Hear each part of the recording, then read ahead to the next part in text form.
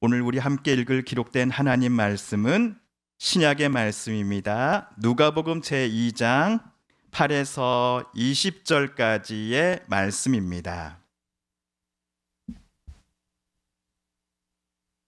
신약 성경 제 88쪽경에 있습니다. 신약 성경 88쪽경에 있는 누가복음 제2장 8에서 20절까지의 말씀, 오늘 성탄절 예배 우리 함께 읽고 묵상하겠습니다.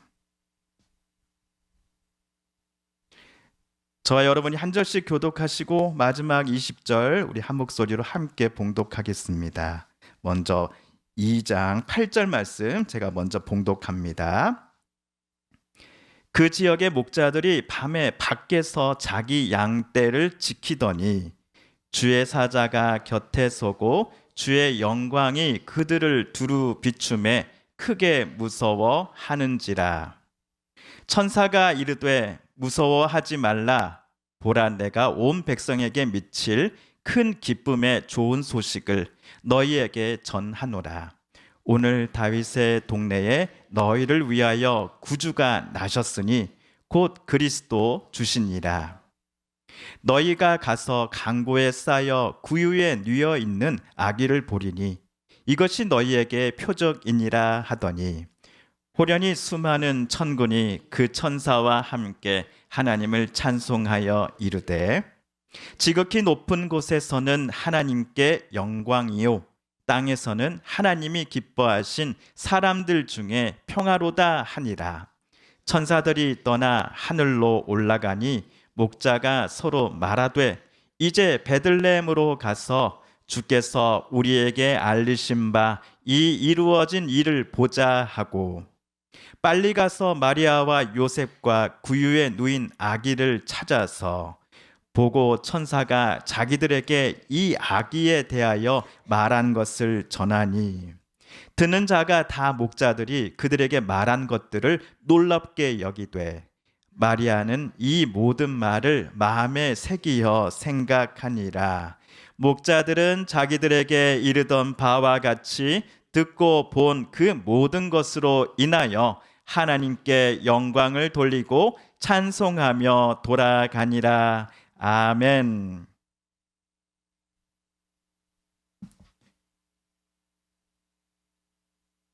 예수님은 2000년 전 이 땅에 구주로, 그리스도로, 또한 주님으로 오셨습니다. 구주로 오신 예수님은 우리를 죄에서 구원하실 분이십니다. 그리스도로 오신 예수님은 하나님께서 세상에 보내기로 약속하신 이로써 하나님께 특별한 사역을 위해 기름 부음 받은 메시아입니다. 그리고 주님으로 오신 예수님은 우리 삶의 주인이며 통치자가 되십니다. 당시 유대인들에게 주님이라는 호칭은 여호와 하나님만을 부르는 호칭이었습니다. 그런데 오늘 천사는 예수님의 탄생을 알리면서 아기를 주님으로 부르고 있습니다. 여기 베들레헴에서 태어날 아기가 바로 여러분이 기다리고 기다리던 구주요 그리스도이시며 주님이시다라고 말입니다. 누군가에게는 분명 신성 모독이다라고 느껴질 법한 발언이었습니다. 그러나 예수님은 분명 하나님의 아드님이셨습니다. 예수님 당시 유대인들이 오랫동안 기다리던 그리스도, 즉 메시아는 건장한 체격을 갖춘 사람이었습니다. 강한 군사력과 외교력을 함께 갖춘 사람이어야 했습니다. 현재 유대 민족이 로마 제국과 헤롯 가문의 압제를 받고 있었기에 메시아는 이들과 맞서 싸워 이겨서 그들을 모두 팔레스틴 땅에서 몰아내고 새로운 이스라엘이라고 하는 나라를 세우고 통치하는 사람이 메시아가 되어주기를 당시 유대인들은 간절히 바라왔습니다. 하지만 하나님의 아드님이신 예수님은 이렇게 연약한 아기의 모습으로 이 땅에 오셨습니다. 구주요 그리스도이시며 주님이시기까지 하신 예수님은 건장한 어른이 아니라 아기의 모습으로 이 땅에 오셨습니다. 아기는 연약합니다. 부모의 도움 없이는 갓난아기는 건강한 삶을 유지할 수 없습니다. 부모의 도움을 받아야만 아기는 하루하루를 살아낼 수 있습니다. 하나님의 아드님께서 이 땅에 특별히 아기의 모습으로 오신 것은 우리에게 두 가지 교훈을 깨닫게 해줍니다.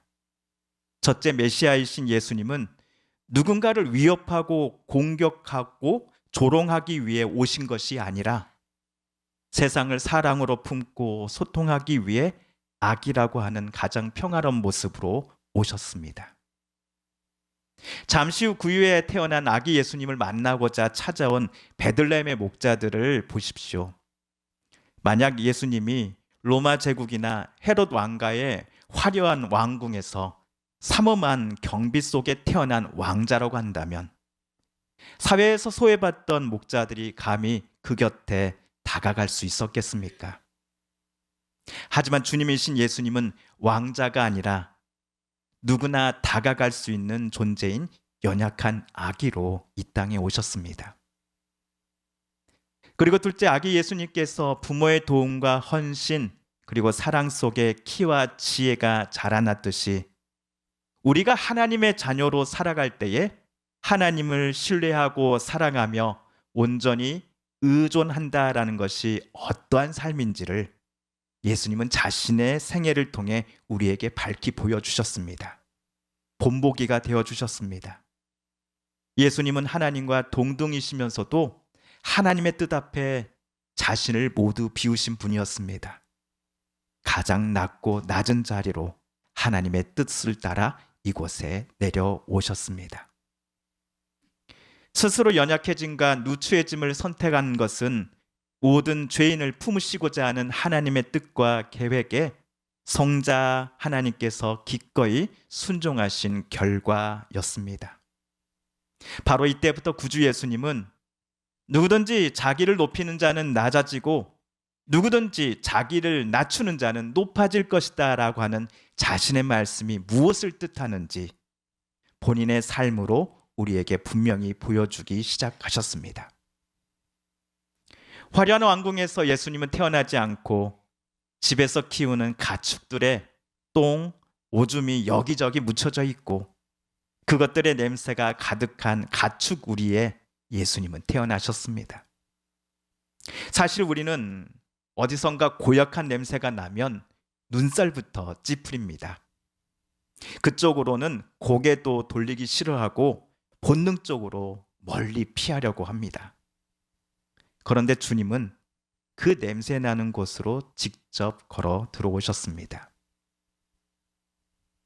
예수님께서 찾아와 만나주신 저와 여러분의 삶의 모습은 어쩌면 가축의 우리보다도 더 엉망진창이었고 더 냄새가 나는 곳이었을지도 모릅니다. 죄로 말미암아 생겨나는 고약한 냄새 말입니다. 너무나 익숙해져 버린 나머지 그 냄새가 얼마나 지독한지도 잊어버린 채 우리는 예수님을 만나기 전까지 그렇게 살아왔습니다. 그러나 하나님의 아드님이신 예수께서 저와 여러분 곁에 오셨습니다. 죄의 옷을 벗겨 하나님이 주시는 의의 옷을 입혀주시고자 합니다. 죄와 구렁텅이에서 예수님은 우리의 손을 힘껏 잡아 끌고 생명의 자리로 나아가기를 원하십니다.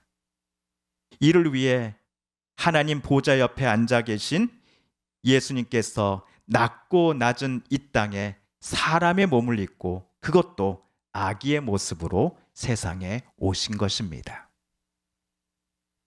자, 그렇다면 이 놀라운 은혜에 어떤 이들이 반응했을까요?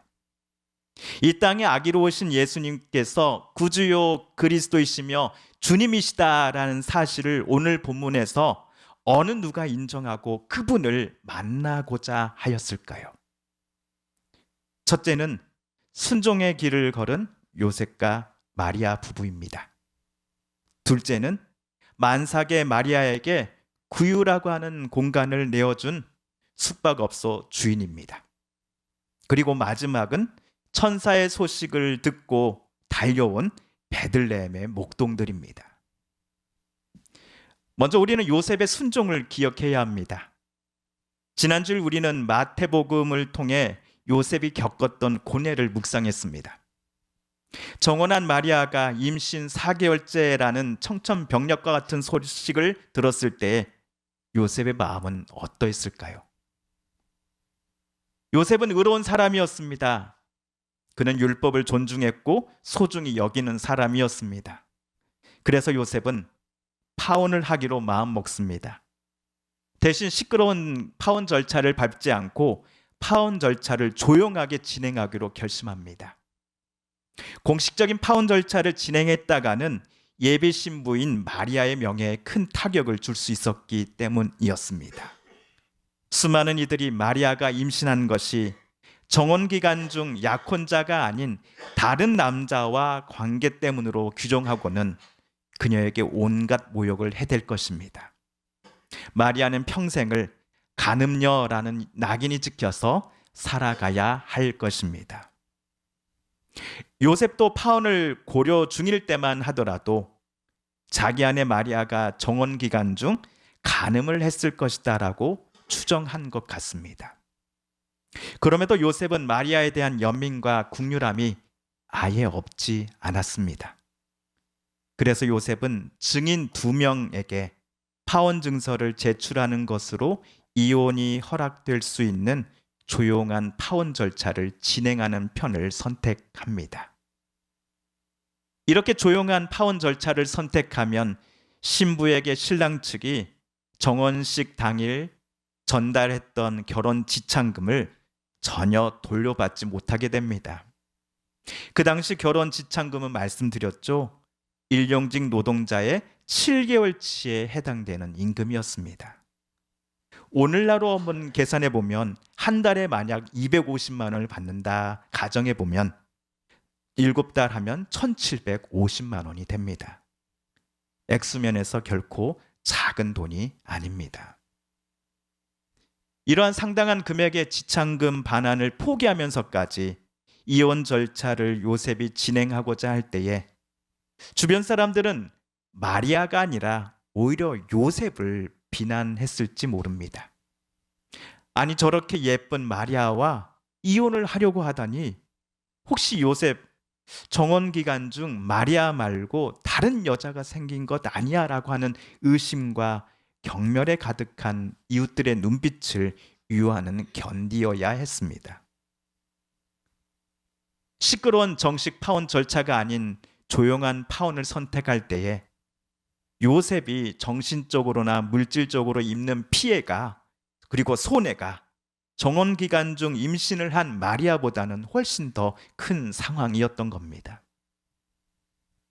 그렇다면 요셉은 자신이 처음 결심했던 것처럼 마리아와의 혼인을 공식적으로 파기했습니까? 아니죠.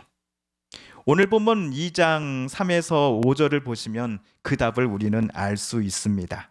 우리 2장 3에서 6절까지를 세번역 성경으로 다시 한번 읽어보겠습니다. 시작. 모든 사람이 호족 등록을 하러 저마다 자기 고향으로 갔다.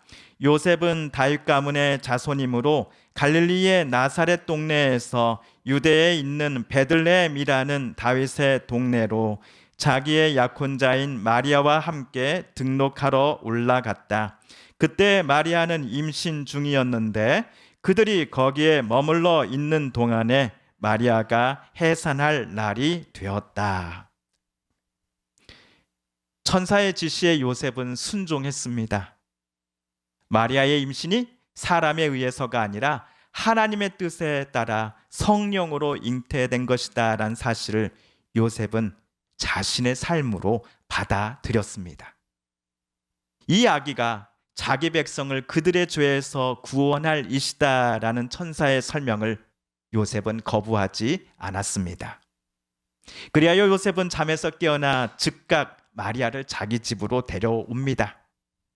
하나님께서 마리아와 요셉 사이에 맡기신 아기가 온 세상을 위한 구세주이심을 믿었기에 마리아를 향한 마을 사람들의 비난을 이때부터 요셉은 자신이 모두 감내하기로 하였을 겁니다. 자신의 모든 명예를 내려놓은 채 요셉은 남편으로는 사랑하는 아내를 지키고 또한 예비 아버지로서는 아내 뱃속에 있는 성령으로 잉태된 아기를 지키며 살았을 것입니다.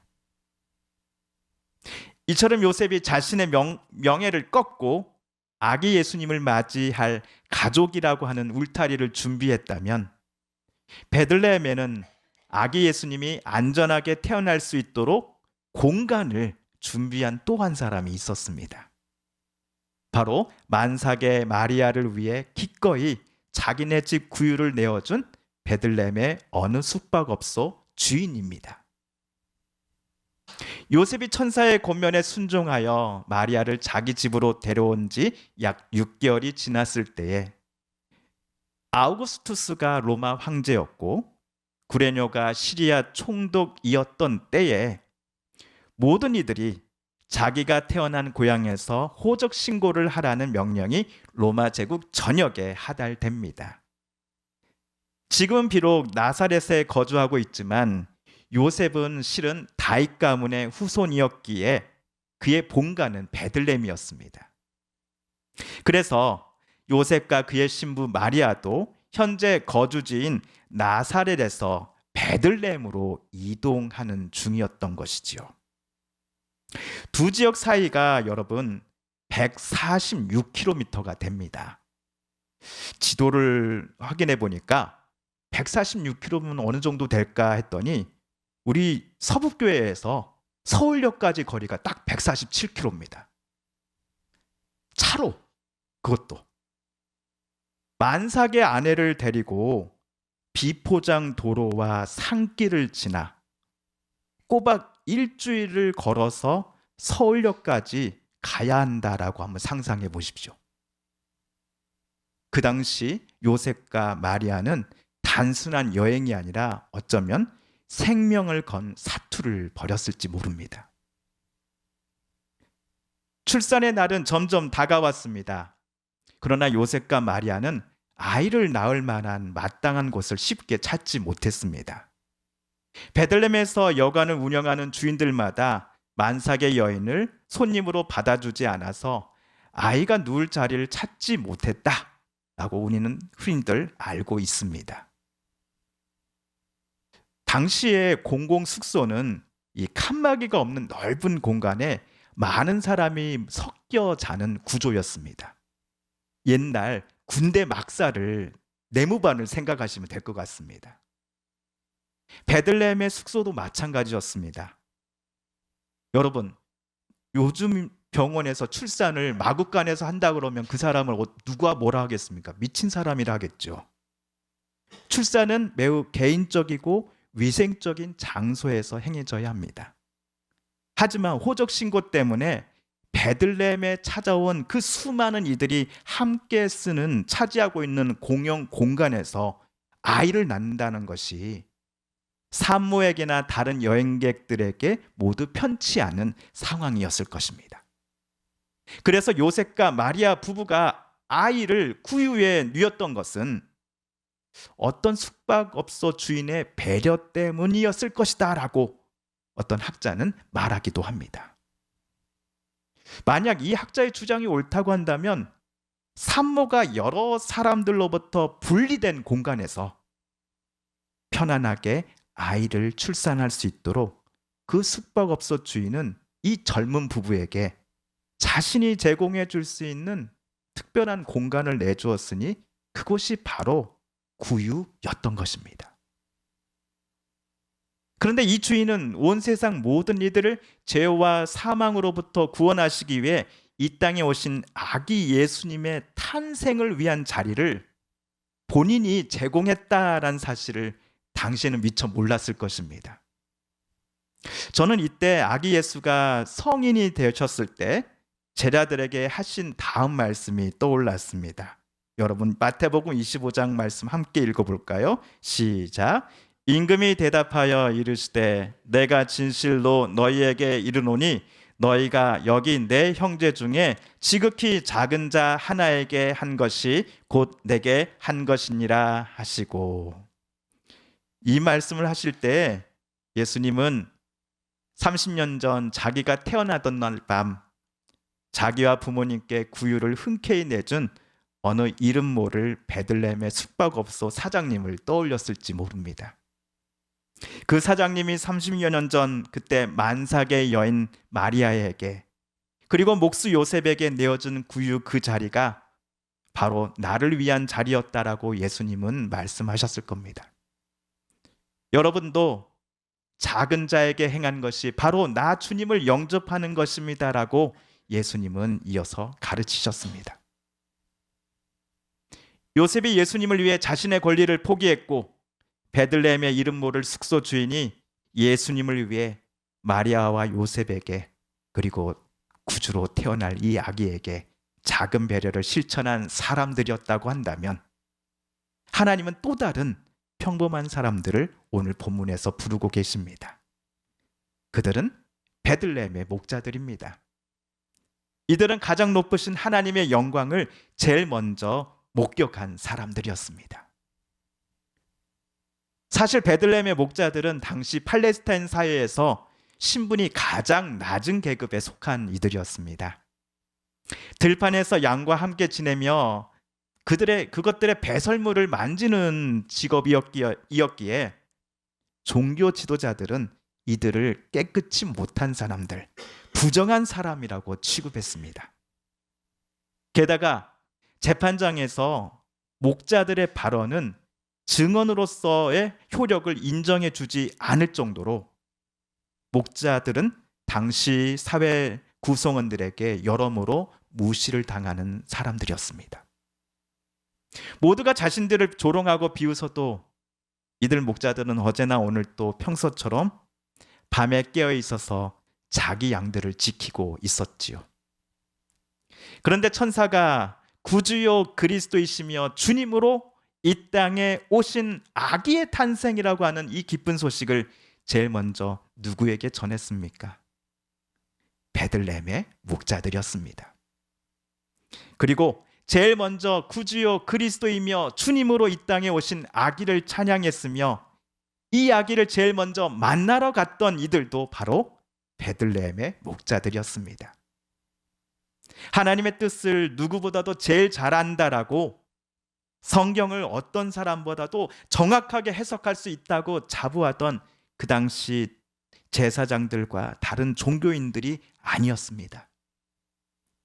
당시 사회에서 부정한 자라며 가장 천대받고 멸시받으며 살아가던 목자들이 천사가 일러준 대로 아기 예수님을 가장 먼저 찾아가 만나고 하나님께 영광을 돌리며 구주의 탄생을 세상에 전한 인류 최초의 사람들이 되었습니다. 성도 여러분, 오늘 12월 25일은 성탄절입니다. 교회가 아닌 곳에서도 그리스도인이 아닌 분들도 성탄절은 그야말로 축제요, 큰 휴일이 아닐 수 없습니다.